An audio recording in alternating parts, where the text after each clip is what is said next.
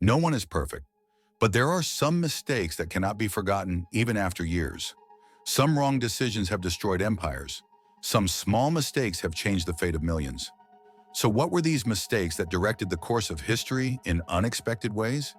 Here are the most astonishing mistakes of history, where a simple carelessness led to great events, sometimes leading to disaster, sometimes to great discoveries. A favorite stop for tourists. Leaning Tower of Pisa. So much so that if you go to Italy and don't take a photo here, you will be questioned on your way back. Although some people take funny poses trying to straighten the Leaning Tower, this place is not only an architectural marvel, but also a symbol of one of the most famous mistakes in history. It all started in 1173. The Italians set out to build a magnificent tower, but at the very beginning, a strange thing was noticed. The tower started to lean little by little. The architects brooded in panic. What do we do now? The reason soon became clear. The soil was soft.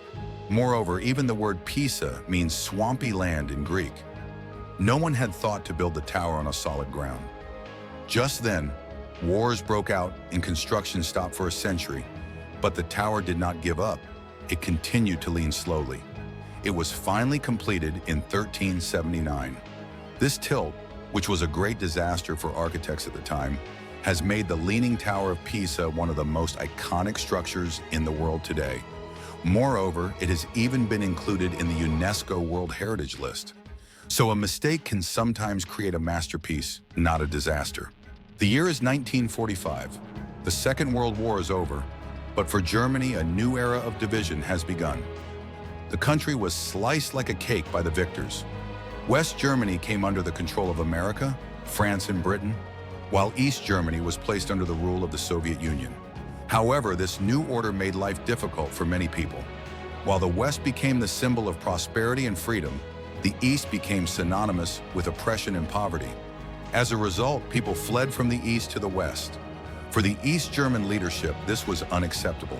The solution was obvious: build a wall that would make escape impossible.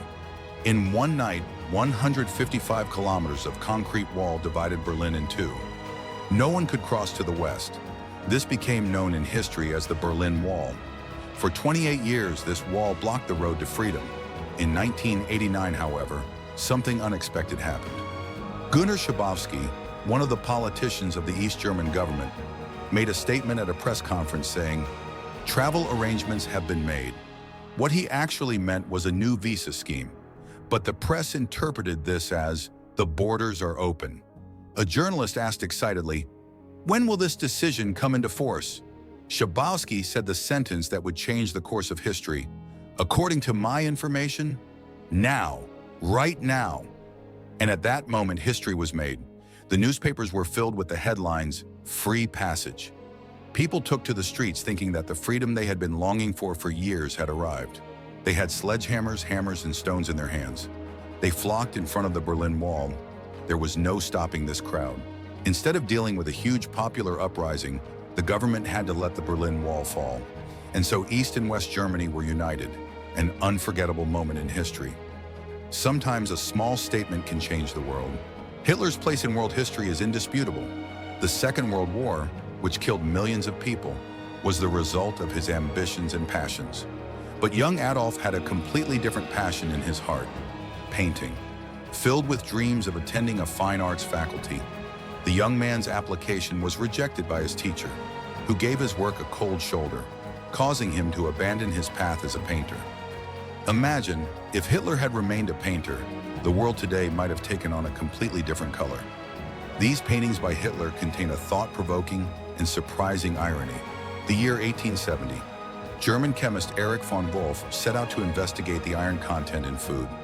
While analyzing the vegetables one by one, he came to spinach.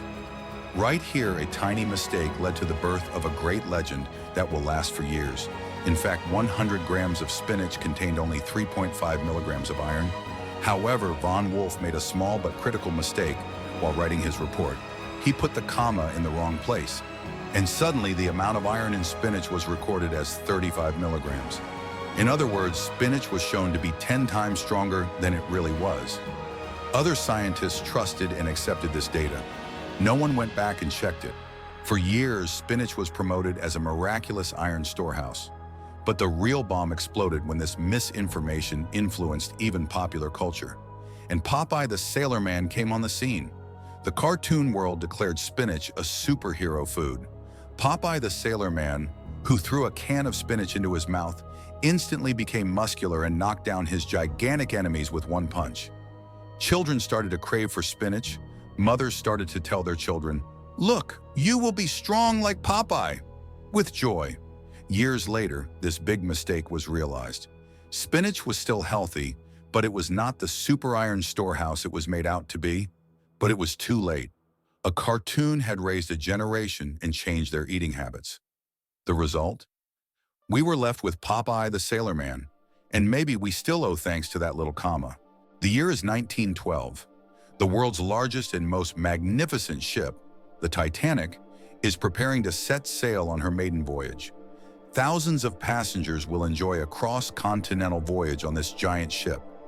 Everything seemed perfect, but no one knew that a little forgetfulness would lead to one of the greatest maritime disasters in history.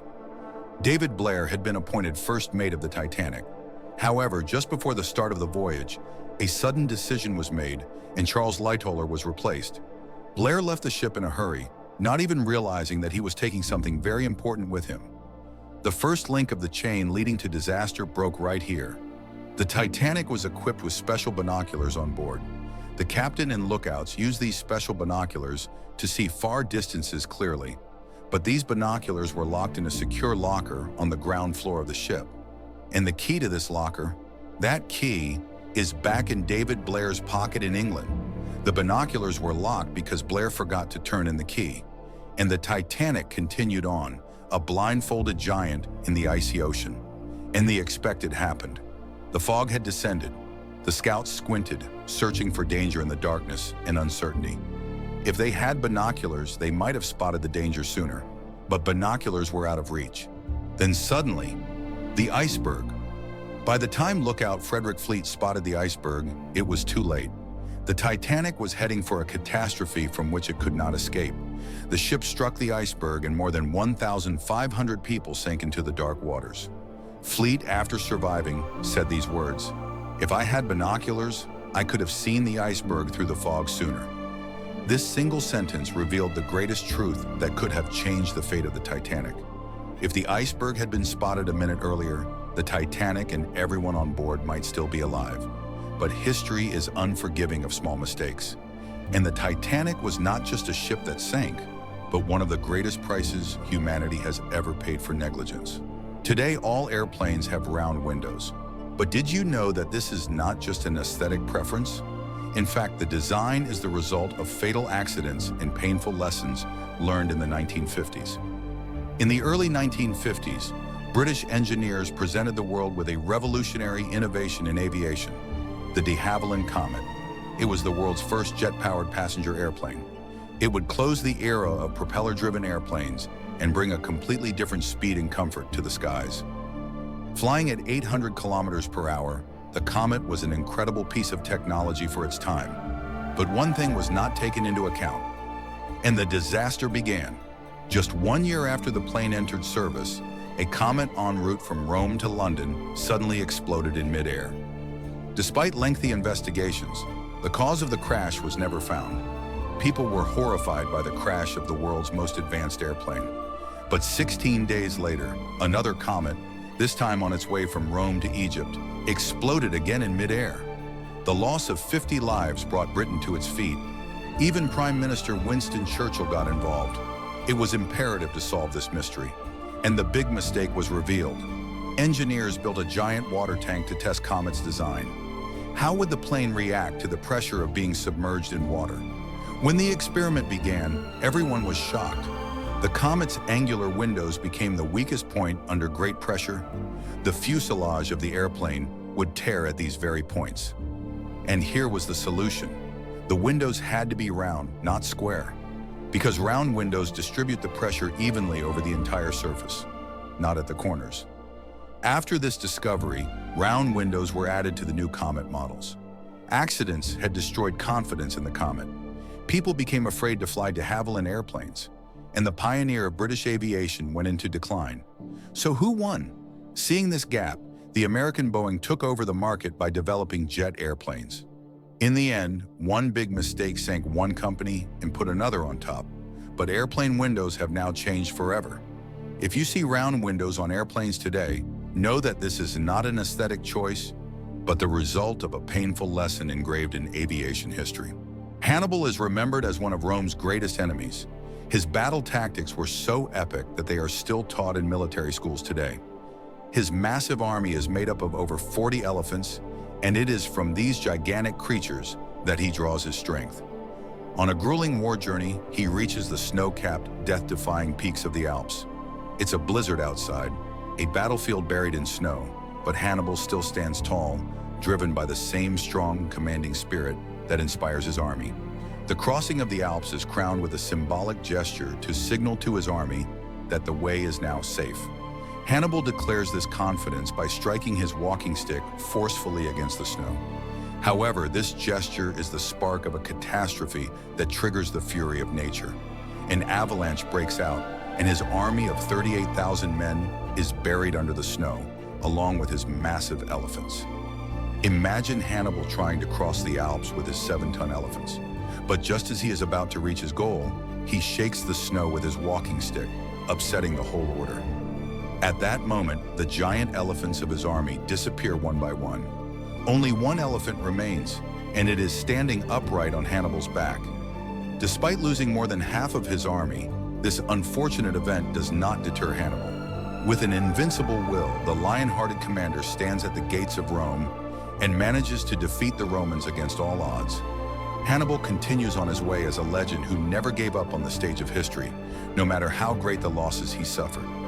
Even though this epic struggle ended in tragic losses, Hannibal's determination and unshakable spirit in the face of despair have left their mark on history. The year 1232 is the story of a period in medieval Europe when reason and science were silenced and superstition reigned supreme.